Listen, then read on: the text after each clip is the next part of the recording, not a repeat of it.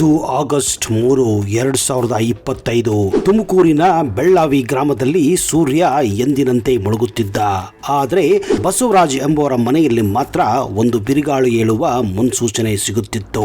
ಬೆಳಗ್ಗೆ ಹಸನ್ಮುಖಿಯಾಗಿ ಮಗಳ ಮನೆಗೆ ಹೋಗಿ ಬರುತ್ತೇನೆಂದು ಹೇಳಿ ಮನೆಯಿಂದ ಹೊರಟಿದ್ದ 42 ವರ್ಷದ ಲಕ್ಷ್ಮೀದೇವಿ ಸಂಜೆ 6 ಗಂಟೆಯಾದರೂ ಮನೆಗೆ ವಾಪಸ್ಸು ಬರಲೇ ಇಲ್ಲ.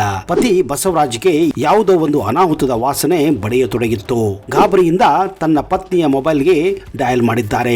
ಅತ್ತ ಕಡೆಯಿಂದ ಕೇಳಿ ಬಂದಿದ್ದು ರಿಂಗ್ ಟೋನ್ ಅಲ್ಲ, ಬದಲಿಗೆ ಎದೆಯಲ್ಲಿ ನಡುಕು ಹುಟ್ಟಿಸುವಂತಹ ಆ ಯಾಂತ್ರಿಕ ಧ್ವನಿ. ಹೌದು, the number you are calling is currently switched off ಅಂತ. ಹೌದು, ಕ್ಷಣ ಕ್ಷಣಕ್ಕೂ ಆತಂಕ ಹೆಚ್ಚಾಗಿತ್ತು. ಲಕ್ಷ್ಮೀದೇವಿ ತನ್ನ ಮಗಳು ತೇಜಸ್ವಿಯ ಮನೆಗೆ ತಲುಪಿದ್ದಾರೆಯೇ ಎಂದು ತಿಳಿಯಲು ಅಳಿಯ ರಾಮಚಂದ್ರ ಮನೆಗೆ ಫೋನ್ ಮಾಡಿದ್ದಾರೆ. ಆದರೆ ಅಲ್ಲಿ ಮಗಳು ನೀಡಿದ ಉತ್ತರ ಬಸವರಾಜ ಪಾಲಿಗೆ ಸಿಡಿಲು ಬಡದಂತಿರಲಿಲ್ಲ. ಅಪ್ಪ, ಅಮ್ಮ ಮಧ್ಯಾಹ್ನವೇ ಇಲ್ಲಿಂದ ಹೊರಟು ಹೋದರಲ್ಲ, ಇನ್ನೇನು ಮನೆಗೆ ತಲುಪಿರಬೇಕಲ್ಲ ಎಂಬ ಮಗಳ ಮಾತು ಕೇಳಿ ಬಸವರಾಜ್ಗೆ ಕಾಲು ಕೆಳಗಿನ ಭೂಮಿ ಜಾರಿದಂತಾಗಿತ್ತು.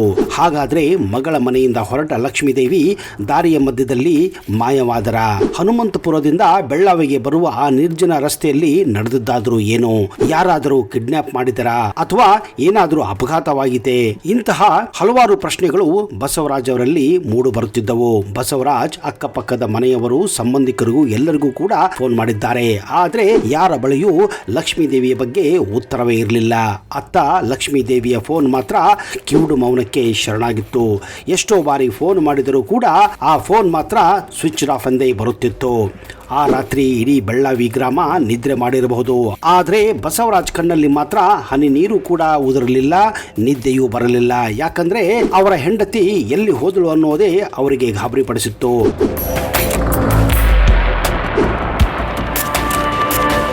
ಆಕೆಯನ್ನ ಭೂಮಿ ನುಂಗಿತೆ ಅಥವಾ ಆಕಾಶ ಎತ್ತಿಕೊಂಡಿತ್ತೆ? ಆ ಕಗ್ಗತ್ತಲು ರಾತ್ರಿಯಲ್ಲಿ ಅಡಗಿದ್ದ ಆ ಭೀಕರ ಸತ್ಯ ಯಾರಿಗೂ ತಿಳಿದಿರಲಿಲ್ಲ. ಅದು ಕೇವಲ ನಾಪತ್ತೆಯಲ್ಲ, ಬದಲಿಗೆ ರಕ್ತ ಸಿಕ್ತ ಅಧ್ಯಾಯವೊಂದರ ಆರಂಭವಾಗಿತ್ತು. ಮರುದಿನವೇ ಹೆಚ್ಚು ತಡ ಮಾಡದೆ ಬಸವರಾಜ್ ಹತ್ತಿರದ ಪೊಲೀಸ್ ಠಾಣೆಗೆ ಹೋಗಿ ಕಂಪ್ಲೇಂಟ್ ಅನ್ನ ಕೂಡ ಕೊಟ್ಟಿದ್ದಾರೆ. ಲಕ್ಷ್ಮೀದೇವಿ ನಾಪತ್ತೆಯಾಗಿ 3 ದಿನಗಳೇ ಕಳೆದಿವೆ. ಪೊಲೀಸರು ಗಾಳಿಯಲ್ಲಿ ಗುಂಡು ಹೊಡೆದಂತೆ ಅಲೆದಾಡುತ್ತಾನೆ ಇದ್ದರು. ಆದ್ರೆ ಯಾವುದೇ ಸುಳಿವು ಅವರಿಗೂ ಕೂಡ ಸಿಕ್ಕಿರಲಿಲ್ಲ. ಆದ್ರೆ ದಿನಾಂಕ ಆಗಸ್ಟ್ 7ನೇ ತಾರೀಕು 2025 ಬೆಳಗಿನ ಜಾವ ಇಡೀ ಪ್ರಕರಣಕ್ಕೆ ತಲೆ ಕೆಳಗಾಗುವಂತಹ ಒಂದು ದೃಶ್ಯ ಕೊರಟಗೆರೆ ರಸ್ತೆಯಲ್ಲಿ ಕಾಣಿಸಿಕೊಂಡಿತ್ತು. ಬೆಳಿಗ್ಗೆ ವಾಯುವಿಹಾರಕ್ಕೆ ಹೊರಟಿದ್ದ ಜನರು ಬೆಚ್ಚಿ ಬಿದ್ದಿದ್ದರು. ದೂರದಿಂದ ಒಂದು ಬೀದಿ ನಾಯಿ ಓಡಿ ಬರುತ್ತಿದೆ. ಅದರ ಬಾಯಲ್ಲಿ ಸಾಮಾನ್ಯ ಮೂಳೆ ಇರಲಿಲ್ಲ, ಬದಲಿಗೆ ರಕ್ತ ಸಿಕ್ತವಾದ ಮನುಷ್ಯನ ಹಸ್ತವಿತ್ತು. ಹೌದು, ಆ ನಾಯಿ ತನ್ನ ಬಾಯಲ್ಲಿ ಮನುಷ್ಯನ ಕೈಯನ್ನ ಕಚ್ಚಿಕೊಂಡು ರಾಜಾರೋಷವಾಗಿ ರಸ್ತೆಗಳಲ್ಲಿ, ಮಾರುಕಟ್ಟೆಯಲ್ಲಿ ಓಡಾಡುತ್ತಿತ್ತು. ಈ ಭೀಕರ ದೃಶ್ಯ ನೋಡಿದವರ ಎದೆ ಝಲ್ಲೆಂದಿರಿಸಿತು. ಕೂಡಲೇ ಆ ಜನರು ಪೊಲೀಸರಿಗೆ ಮಾಹಿತಿಯನ್ನು ಕೂಡ ರವಾನಿಸಿದ್ದಾರೆ. ಸ್ಥಳಕ್ಕೆ ಧಾವಿಸಿದ ಪೊಲೀಸರು ಆ ನಾಯಿಯನ್ನ ಹಿಂಬಾಲಿಸಿದಾಗ ಕಂಡ ದೃಶ್ಯ ಸ್ಮಶಾನವನ್ನು ನಾಚಿಸುವಂತಿತ್ತು. ಸುಮಾರು 5 ಕಿಲೋಮೀಟರ್ ವ್ಯಾಪ್ತಿಯಲ್ಲಿ ಒಂದಲ್ಲ ಎರಡಲ್ಲ ಬರೋಬ್ಬರಿ 19 ಪ್ಲಾಸ್ಟಿಕ್ ಚೀಲಗಳು ಚಿಲ್ಲಾಪೈಲಿಯಾಗಿ ಬಿದ್ದಿದ್ದವು. ಒಂದೊಂದು ಚೀಲವನ್ನು ಬಿಚ್ಚಿದಾಗಲೂ ಪೊಲೀಸರ ಕೈ ನಡುಗುತ್ತಿದ್ದವು. ಶರೀರವನ್ನು ಅದೆಷ್ಟು ಕ್ರೂರವಾಗಿ ತುಂಡು ಮಾಡಲಾಗಿತ್ತು ಎಂದರೆ ಅವನ್ನೆಲ್ಲ ಜೋಡಿಸಿದಾಗಲೂ ಕೇವಲ ಅರ್ಧ ದೇಹವಷ್ಟೇ ಪತ್ತೆಯಾಗಿತ್ತು. ಆದ್ರೆ ಅದೃಷ್ಟವಾದ ಒಂದು ಕೈ ಬೆರಳಲ್ಲಿ ಉಂಗುರು ಮತ್ತು ಕತ್ತರಿಸದ ತಲೆ ಸಿಕ್ಕಿತ್ತು. ಅದನ್ನೆಲ್ಲ ಜೋಡಿಸಿ ನೋಡಿದಾಗ ಮತ್ತು ನಾಪತ್ತೆಯಾದ ಹೆಂಗಸಿನ ಬಗ್ಗೆ ಮಾಹಿತಿಯನ್ನ ಪಡೆದು ಕೊನೆಗೆ ಬಸವರಾಜರನ್ನು ಕೂಡ ಅಲ್ಲಿಗೆ ಕರೆಸಲಾಗಿತ್ತು. ಆಮೇಲೆ ಬಸವರಾಜ್ ಆ ಕೈಯಲ್ಲಿದ್ದಂತಹ ಉಂಗುರವನ್ನ ನೋಡಿ ಅದು ತಮ್ಮ ಪತ್ನಿಯದೇ ಅಂತ ಖಾತರಿಪಡಿಸಿದ್ದರು.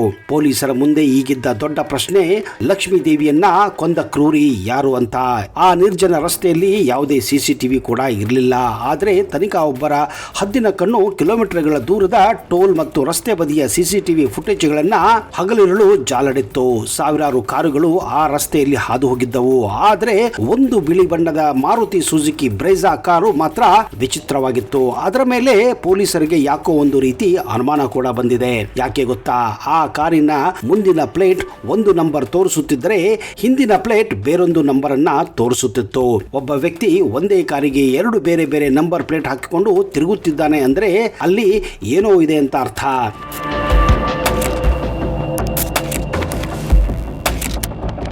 ಆ ನಂಬರ್ ಹಿಡಿದು ಪೊಲೀಸರು ಬೆನ್ನು ಹತ್ತಿದಾಗ ಸಿಕ್ಕಿದ್ದು ದಂತ ವೈದ್ಯ ಡಾಕ್ಟರ್ ರಾಮಚಂದ್ರಪ್ಪ ಮತ್ತು ಅವನ ಸುಪಾರಿ ಹಂತಕರು.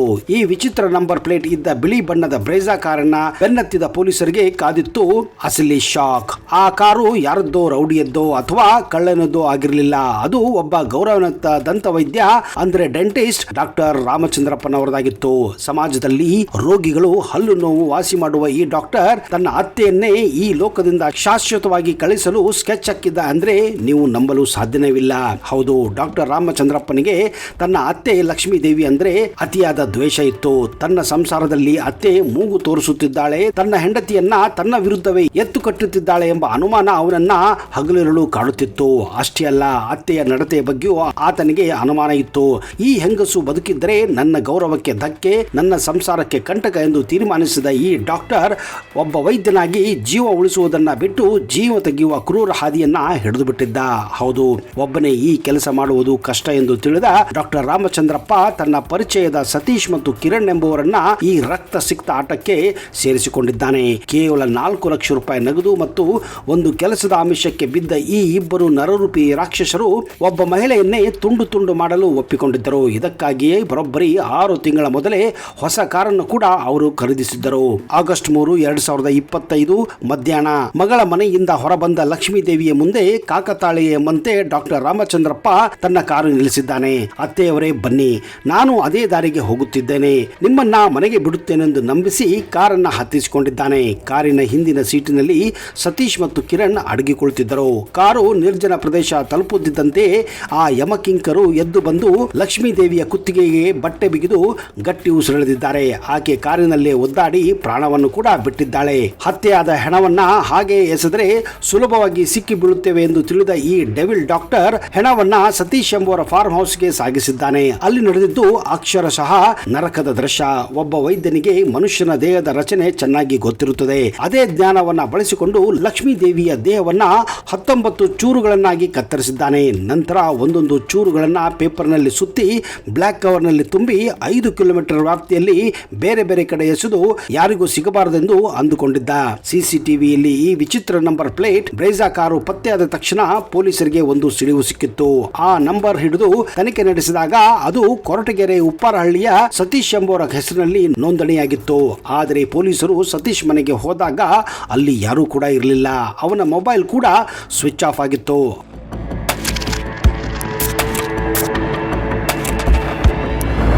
ಹಂತಕರು ತಪ್ಪಿಸಿಕೊಳ್ಳಬಾರದು ಎಂದು ತುಮಕೂರು ಎಸ್ಪಿ ಅಶೋಕ್ ಕೆವಿ ಅವರು ಒಂದು ವಿಶೇಷ ತಂಡವನ್ನು ರಚಿಸಿದ್ದಾರೆ. ಸತೀಶ್ ಮತ್ತು ಅವನ ಸಹಚರ ಕಿರಣ್ ಎಲ್ಲಿ ಹೋಗಿರಬಹುದು ಅಂತ ಅವರನ್ನು ಬೆನ್ನು ಹತ್ತಿದ ಪೊಲೀಸರು ಮೊಬೈಲ್ ಟವರ್ ಲೊಕೇಶನ್ ಬೆನ್ನು ಹತ್ತಿದಾಗ ಅವರಿಗೆ ಸಿಕ್ಕಿದ್ದು ಶಾಕಿಂಗ್ ಮಾಹಿತಿ. ಹಂತಕರು ಕೊಲೆ ಮಾಡಿ ಶವವನ್ನ ತುಂಡು ತುಂಡು ಮಾಡಿ ಎಸೆದ ನಂತರ ದೇವಸ್ಥಾನಗಳಿಗೆ ಅಲೆದಾಡುತ್ತಿದ್ದರು. ಬಹುಶಃ ಮಾಡಿದ ಪಾಪ ತೊಳೆಯಲು ಅಥವಾ ಪೊಲೀಸರಿಂದ ಬಚಾವಾಗಲು ಅವರು ದೇವರ ಮೊರೆ ಹೋಗಿದ್ದರು. ಕೊನೆಗೆ ಅವರ ಲೊಕೇಶನ್ ಸಿಕ್ಕಿದ್ದು ಮಲೆನಾಡಿನ ಸೌಂದರ್ಯದ ನಡುವೆ ಇರುವ ಹೊರನಾಡು ಅನ್ನಪೂರ್ಣೇಶ್ವರಿ ದೇವಾಲಯ ಹತ್ತಿರ. ಪೊಲೀಸರು ತಕ್ಷಣ ಅಲ್ಲಿಗೆ ಧಾವಿಸಿದ್ದಾರೆ. ಆದರೆ ಯೂನಿಫಾರ್ಮ್ನಲ್ಲಿ ಹೋದರೆ ಹಂತಕರು ತಪ್ಪಿಸಿಕೊಳ್ಳಬಹುದೆಂದು ತಿಳಿದ ಪೊಲೀಸರು ಪ್ರವಾಸಿಗರಂತೆ ಸಾಮಾನ್ಯ ಉಡುಪಿನಲ್ಲಿ ಹೋಗಿದ್ದಾರೆ. ಹಂತಕರು ದೇವಸ್ಥಾನದಿಂದ ಹೊರಬಂದು ಕಾರು ಹತ್ತಲು ಹೋಗುತ್ತಿದ್ದಾಗ ಪೊಲೀಸರು ಸುತ್ತುವರೆದಿದ್ದಾರೆ. ಪೊಲೀಸರನ್ನ ನೋಡುತ್ತಿದ್ದಂತೆ ಸತೀಶ್ ಮತ್ತು ಕಿರಣ್ ಓಡಲು ಶುರು ಮಾಡಿದ್ದರು. ಹತ್ತಿರದಲ್ಲೇ ಇದ್ದ ಗುಡ್ಡಗಾಡು ಪ್ರದೇಶದಲ್ಲಿ ಇಬ್ಬರು ದಿಕ್ಕಾಪಾಲಾಗಿ ಓಡಿದ್ದಾರೆ. ಅವರ ಹಿಂದೆ ಪೊಲೀಸರು ಪ್ರಾಣ ಪಣಕ್ಕಿಟ್ಟು ಬೆನ್ನಟ್ಟಿದ್ದಾರೆ. ಕೊನೆಗೆ ಪೊಲೀಸರು ಇಬ್ಬರನ್ನು ಸಿನಿಮೆಯರ ಶೈಲಿಯಲ್ಲಿ ಮಣ್ಣು ಮುಕ್ಕಿಸಿ ಹ್ಯಾಂಡ್ ಕಫ್ ತೊಡೆಸಿಯೇ ಬಿಟ್ಟಿದ್ದರು. ಇತ್ತ ಇಬ್ಬರು ಸಿಕ್ಕಿ ಬಿದ್ದ ಸುದ್ದಿ ತಿಳಿಯುತ್ತಿದ್ದಂತೆ ಬೆಂಗಳೂರಿನಲ್ಲಿ ಆರಾಮವಾಗಿ ಕುಳಿತಿದ್ದ ಮಾಸ್ಟರ್ ಮೈಂಡ್ ಡಾಕ್ಟರ್ ರಾಮಚಂದ್ರಪ್ಪ ಅವರನ್ನ ಪೊಲೀಸರು ಎತ್ತಿಕೊಂಡು ಹೋಗಿದ್ದಾರೆ. ಈ ಡಾಕ್ಟರ್ ಎಷ್ಟೊಂದು ಚಾಣಾಕ್ಷನಾಗಿದ್ದನೆಂದರೆ ಪೊಲೀಸರಿಗೆ ತಾನು ಏನೂ ಮಾಡಿಲ್ಲ ಎಂದು ನಂಬಿಸಲು ಪ್ರಯತ್ನಿಸುತ್ತಿದ್ದ. ಆದರೆ ಸತೀಶ್ ಮತ್ತು ಕಿರಣ್ ಬಾಯ್ಬಿಟ್ಟ ಸತ್ಯ ಮುಂದೆ ಈ ವೈಟ್ ಕಾಲರ್ ಹಂತಕನ ಆಟ ನಡೆಯಲಿಲ್ಲ. ಪೊಲೀಸರು ವಿಚಾರಣೆ ನಡೆಸಿದಾಗ ರಾಮಚಂದ್ರಪ್ಪ ಹತ್ಯೆಯ ಕೊಲೆಯನ್ನು ಎಷ್ಟು ಅಚ್ಚುಕಟ್ಟಾಗಿ ಪ್ಲಾನ್ ಮಾಡಿದ್ದೇನೆಂದರೆ ಕೇವಲ ನಾಯಿ ಆ ಹಸ್ತವನ್ನು ತಂದು ಹಾಕದಿದ್ದರೆ ಈ ಪ್ರಕರಣ ಎಂದಿಗೂ ಬಯಲಿಗೆ ಬರುತ್ತಿರಲಿಲ್ಲ ಎಂದು ಈ ಮೂವರು ರಾಕ್ಷಸರು ಜೈಲಿನ ಅಂಧಕಾರದಲ್ಲಿ ತಮ್ಮ ಕರ್ಮದ ಫಲವನ್ನ ಉಣ್ಣುತ್ತಿದ್ದಾರೆ. ನೋಡಿದಿರಾ ಸ್ನೇಹಿತರೆ, ಅಳಿಯ ಅತ್ತೆಯನ್ನೇ ತುಂಡುರಿಸಿದ ಈ ರಾಕ್ಷಸ ಕೃತ್ಯ ಸಮಾಜಕ್ಕೆ ಒಂದು ಕಪ್ಪು ಚುಕ್ಕ ಇದ್ದ ಹಾಗೆ. ಈ ಒಂದು ಘಟನೆಯ ಬಗ್ಗೆ ನಿಮ್ಮ ಅಭಿಪ್ರಾಯವನ್ನ ದಯವಿಟ್ಟು ಕಮೆಂಟ್ ಮಾಡಿ.